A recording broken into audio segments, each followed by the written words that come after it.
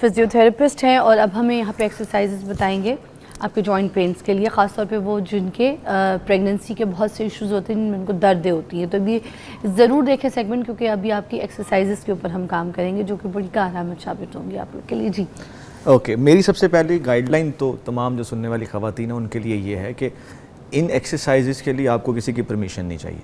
You don't need any permission from your gynac or from any consultant, and they are very safe, बहुत safe हैं, घर में बड़ी आसानी से आप कर सकते हैं। किस टाइम तक कर सकते हैं, किस मंथ तक कर सकते हैं एक pregnant? You can do it even after the pregnancy as well। अच्छा। कुछ लोगों को कॉम्प्लिकेशन पोस्ट नेटल भी होते हैं, प्रेगनेंसी पोस्टपार्टम भी होते हैं, प्रेगनेंसी के बाद भी कॉम्प्लिकेशंस होती हैं, उसके बाद भी एक्सरसाइजेज जारी रहती हैं। अच्छा। जाहिर है हमें पहले जो 40 डेज़ हैं उसके लिए तो ज़रा इंतज़ार करना होता है, वहाँ पर हम कोई heavy activities, jerky movements, ballistic movements, तेज़ी से मतलब चीज़ें पकड़ना, अपने आप को झटके देना, ये चीज़ें हम नहीं करते। अच्छा। एक्सरसाइजेज में हम सेफ़र रहते हैं, हम तेज़ चल सकते हैं, हम तेज़ वॉक कर सकते हैं, हम कुछ देर खड़े हो सकते हैं, हम बैठ सकते हैं, हम normal range of motion exercises कर सकते हैं जो हमारे बॉडी की रेंजेस हैं, ठीक है, लेकिन बैलिस्टिक मूवमेंट्स हम उसमें नहीं करते।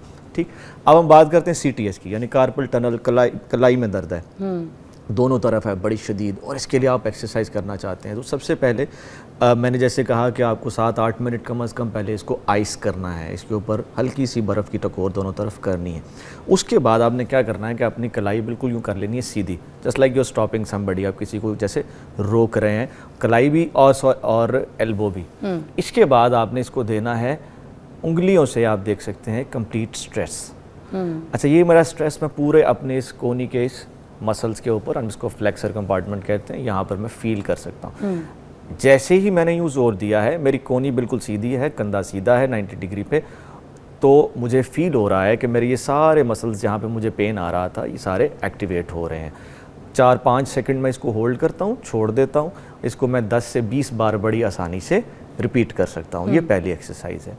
दूसरी एक्सरसाइज में आपने इसी तरह से अब अपना जो हाथ है उसको नीचे की तरफ, यानी रिस्ट फ्लेक्शन इसको हम कहते हैं, रिस्ट को नीचे की तरफ मोड़ लेना। अब इस दूसरा हाथ इसी तरह आगे रख के आपने नीचे की तरफ ज़ोर लगाना है। अब जैसे ही नीचे की तरफ ज़ोर लगाएंगे तो आपका इस कलाई और कोनी के जो ऊपर वाले सारे मसल्स हैं साथ में ये भी एक्टिवेट हो जाते हैं। होता यह है जब दर्द आती है किसी जगह पे तो हम अपने आप को रोक लेते हैं, पूरा बॉडी पार्ट रोक लेते हैं, तो फिर वो सिर्फ एक तरफ नहीं, वो दर्द फैलने की कोशिश करती है। तो इसलिए हम ये एक्सरसाइज भी करेंगे और इसमें हम इसको इस तरह से जो है कॉम्प्रेस भी करेंगे। स्टेप्स करने ये आप 10 से 20 बार दिन में 2 से 3 बार कर सकते हैं। मगर शर्त ये है कि आइसिंग पहले करनी है। शर्त है आइसिंग पहले, so so that the pain should be reduced. अच्छा। आइसिंग इसलिए कि आइस बहुत अच्छा हमारा पेन किलर है। मसल्स भी रिलैक्स हो जाएंगे थोड़े से, मसल्स भी रिलैक्स होते हैं, पेन ज़रा कम हो जाती है, सेंसेशंस थोड़ी कम हो जाती हैं, तो आप आसानी से एक्सरसाइज परफॉर्म कर सकते हैं। यहाँ तक कि कुछ ख़वातीन में ऐसे होता है कि वो कहते हैं कि इसके बाद हमें अभी भी थोड़ा फील हो रहा है, तो हम उन्हें कहते हैं कि आप इसके बाद भी आइसिंग कर सकते हैं, कोई मसला नहीं है। आइसिंग का कोई प्रॉब्लम नहीं है, थ्रू आउट द प्रेगनेंसी कोई ऐसे कॉम्प्लिकेशन नहीं है। तो ये हो गया कार्पल टनल की पहली एक्सरसाइज। अब दूसरी एक्सरसाइज क्या है, आपने इस तरह अपनी कोनी सीधी की और सबसे पहले यूं मुट्ठी बनानी है ऐसे कि आपका अंगूठा बाहर से अंदर की तरफ आए। आपने इस तरह पूरी पावर बनानी है, ठीक है। अब देखिए जैसे ही मैं पावर बना रहा हूँ ना, मैं अंदर को दबा रहा हूँ, तो आप देखें आप मेरा हाथ भी शिवर कर रहा है और मुझे ये बता रहा है कि मैंने ये सारे मसल ऐड कर लिए। ये सारे मसल ऐड हो गए, ठीक है।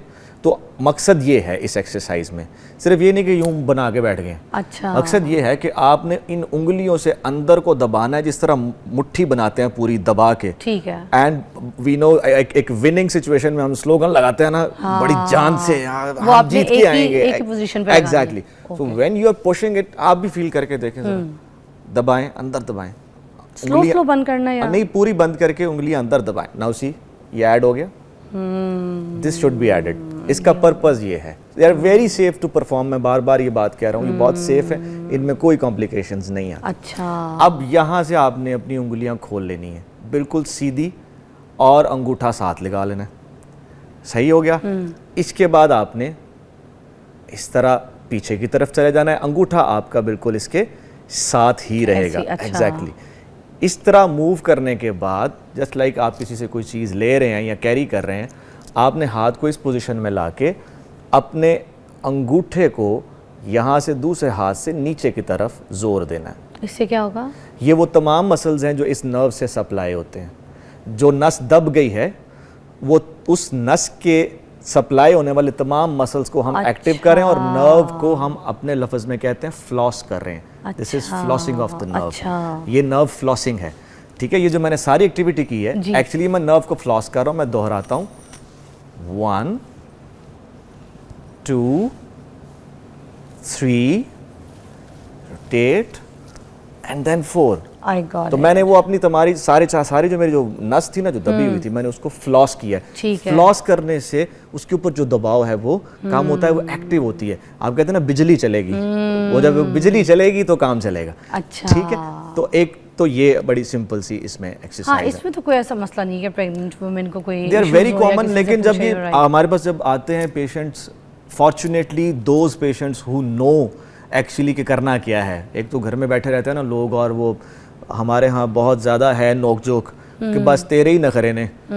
तो वो मेरा ख्याल है इससे बाहर निकलना चाहिए। जहाँ पर जनरेशन का फ़र्क आता है वहाँ पर लोगों को समझने की ज़रूरत है कि लाइफस्टाइल सेम नहीं रहती। सही बात है, और बदल जाते हैं। डाइट वैसे खाना पीना उठना बैठना रिदम सब बदल चुके हैं। हमारे बच्चे वो चीज़ें नहीं खाते जो हमारी नानी दादियों ने जब बचपन में छोटे होंगे खाया होगा। वो ताकत थी उनके पास, हमारे पास नहीं है। अब वो चीज़ें नहीं है तो समझना चाहिए, ये इदराक करना चाहिए। पता है क्यों? इससे क्या होता है, इससे अगर आप दूसरे पर्सन को जो खुद उस वक्त जो खातून उस वक्त स्ट्रेस में है, आप उसको मज़ीद 4 बातें सुना रहे हैं तो आप उसके सारे हार्मोन्स का इम्बैलेंस और स्ट्रेस इतना इंक्रीज़ कर रहे हैं कि मैं आपको लिख के देने को तैयार हूँ कि आप खुद उसके लिए प्रॉब्लम क्रिएट करेंगे। यस।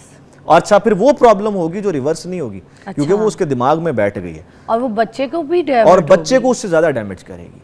वो जो हार्मोनल चेंजेस उस वक्त आनी है, जो रिलैक्सेंस हम रिलीज करना चाह रहे थे, जो हम प्रोजेस्टेरोन को बिल्ड करना चाह रहे थे, वो फौरन फ्लक्चुएशन शुरू हो जाती है, अप डाउन। डॉक्टर शम्स, एक ब्रेक लेंगे दोबारा, फिर उसके बाद वो जो आपने कोई हमें लेट के एक्सरसाइज बतानी है उसके ऊपर भी आएंगे। तो अभी तक की तो ये एक्सरसाइज मुझे तो बहुत अच्छी लगी है और जो कि आपके लिए सेफ़ है, घर बैठ के आप कर सकती हैं। आपका स्ट्रेस भी इससे कम होगा, आपके मसल्स भी रिलैक्स होंगे और आपको दर्द जलन भी कम होगी। तो take a break, will be right back. जी, डॉक्टर शम्स हमारे साथ मौजूद है और अब हम आपके साथ यहाँ पर सीखेंगे वो वाली एक्सरसाइजेज जो लेट कर है। और ये फुल बॉडी के लिए है? नहीं, फुल बॉडी नहीं। हम इसमें स्पेसिफिकली सबसे ज़्यादा फोकस जो करते हैं वो एब्डोमिनल्स हैं, कोर है आपकी और लो बैक है, और इसी तरह जैसे मैंने कहा कि पेल्विस का जो रीजन है हमारा। कोर वगैरह के लिए हम कर सकेंगे? सॉरी, प्रेगनेंसी में कोर वगैरह के लिए कर सकते हैं? बहुत आसान है, क्योंकि हमने लेट के करना है। अच्छा। हमने अपने आप को न्यूट्रलाइज कर देना है, हमने लोड तो डालना ही नहीं कोई उल्टा सीधा इस तरह से। ठीक है, जैसे फ़र्ज़ कीजिए कि अब अगर पेन आ रहा है ड्यू टू बैड कर्व, जैसे ही प्रेगनेंसी हुई तो इस तरह कर्व बिल्ड हुआ, कर्व बिल्ड होके बैली बना।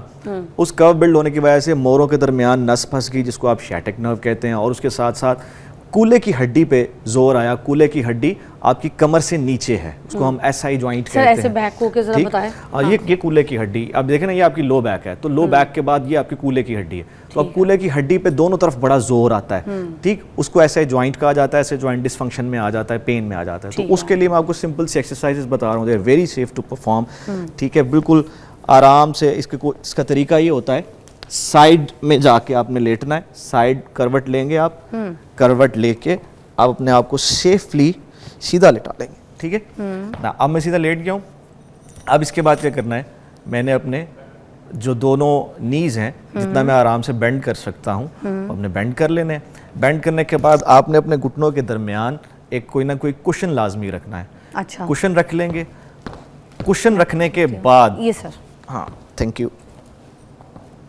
अच्छा, ये रखना, प्रेशर करना जरूरी। Exactly, this is very necessary. मुझे थोड़ा सा गैप चाहिए इसके दरमियान, बिल्कुल घुटने साथ नहीं होने चाहिए। अच्छा, क्योंकि कूल्हे पे पहले ही दरमियान में प्रेशर है। ठीक, अब मैंने क्या करना है कि सिंपली अपना जो एब्डोमेन है, यानी जो बेली है, हाँ, इसको मैंने अंदर की तरफ ड्रॉ करना है। जैसे सांस ले रहे हैं हम और गहरा सांस ले रहे हैं, मैंने अंदर की तरफ ड्रॉ किया और साथ ही मैंने कुशन पर प्रेशर बिल्ड करना शुरू कर दिया। अच्छा, सी, अच्छा, जैसे ही मैं मूव करूंगा तो आप देख सकते हैं मेरे कूल्हे पे हरकत आ रही है। हाँ। जैसे ही मैं सांस अंदर ले रहा हूँ, साथ में मैं घुटनों से प्रेस कर रहा हूँ। घुटनों से प्रेस कर रहे हैं कुशन को, सांस ऊपर की तरफ खींच रहे, पेट अंदर भी कर रहे हैं। पेट अंदर को जा रहा है, ठीक है। और इसके लिए भी एक पेट अंदर जा रहा है या नहीं जा रहा, आप खुद चेक करना चाहते हैं, बहुत सीधी सी तरीका कार है। एक हाथ चेस्ट पे रखें, एक हाथ बेली पे रखें, and you should see the fall and rise of your hand. आपने ये देखना अपने आपके हाथ ऊपर हो रहा है या नीचे हो रहा है कि नहीं हो रहा। जैसे ये देखिए नीचे चला गया, ऊपर आ गया, इट मीन्स कि मैं सही परफॉर्म कर रहा हूँ। ठीक है, चेस्ट पे कोई चेंज नहीं आएगा, लेकिन जो हाथ मैंने एब्डोमेन पे रखा है उस पे आपको चेंज मिलना शुरू हो जाएगा। और डॉक्टर शम्स, इससे आप कह रहे हैं कि ये पीछे बैक वाली जो एसआई जॉइंट इज एक्चुअली रिलीफ्ड। उसके ऊपर जो प्रेशर है वो रिलीफ हो जाता है, वो उसमें कमी आती है। ठीक है। और इसमें एक ख्याल मैं फिर रिपीट कर देता हूँ अपने सुनने वालों के लिए कि जैसे आपने एब्डोमेन अंदर पुश किया है तो आप देखें मेरा पेल्विस मूव कर रहा है, ये देखें, यही मूवमेंट है इसकी। ठीक है, दिस शुड बी डन। बहुत आसान है, like this and then release. और ये कितने स्टेप्स कितनी देर के लिए? आप 10 से 20 बार बड़ी आसानी से इसको रिपीट कर सकते हैं। ठीक है, इसके बाद इसी तरह से आपने क्या करना है, रोटेट कर लेना है। आपने अपने पूरे जो कमर है इसको इस तरह से एक तरफ और फिर दूसरी तरफ। इससे क्या होगा, जो साइड वाले सारे मसल हैं उस जोड़ के वो एक्टिव होना शुरू हो जाएंगे, इसमें ग्लूट्स ऐड हो जाते हैं। ठीक है, और आपके जो टांग के बाहर के मसल हैं ये साथ में ऐड हो जाते हैं, जो ज़ाहिर है ज़्यादा देर खड़े होने से और पोस्चर की वजह से इनमें भी दर्दें आना शुरू हो जाती हैं। सो आप देखें, they are very simple, but आप जब हम पेशेंट्स को करवाते हैं तो आप उनसे इसका रिजल्ट पूछे तो वो कहते हैं कि हमारी दर्द खत्म, मतलब गायब है, बिल्कुल नहीं है। ठीक है, आइए डॉक्टर साहब, बहुत बहुत शुक्रिया आज के लिए। इतना ज़बरदस्त था। एक तो ये जो लेट के एक्सरसाइज बताई जो ख़ास तौर पे आपके कमर के दर्द के लिए है और आपके मसल्स को रिलैक्स कर रही है ये, और इसके अलावा जो आपको हाथों की एक्सरसाइज बताई गई है, ये दोनों चीज़ें आप सोशल मीडिया से हमारी रील्स देख सकते हैं। जो औरतें प्रेग्नेंट हैं उसको ज़रूर फॉलो करें, it's safe as per doctor साहब के, इसमें कोई मसला नहीं, आप किसी से पूछे बगैर भी डेली कर सकती हैं। तो मस्ट ट्राई, क्योंकि सेहत हज़ार नेमत है। तो जिस बच्चे को हम इस दुनिया में लेकर आ रहे हैं, तो जब आपको स्ट्रेस नहीं होगा, कोई पेन नहीं होगा, तो फिर आप उसको भी अच्छी तरीके से लुक आफ्टर करेंगी। Take care of yourself, take a break. Thank you sir.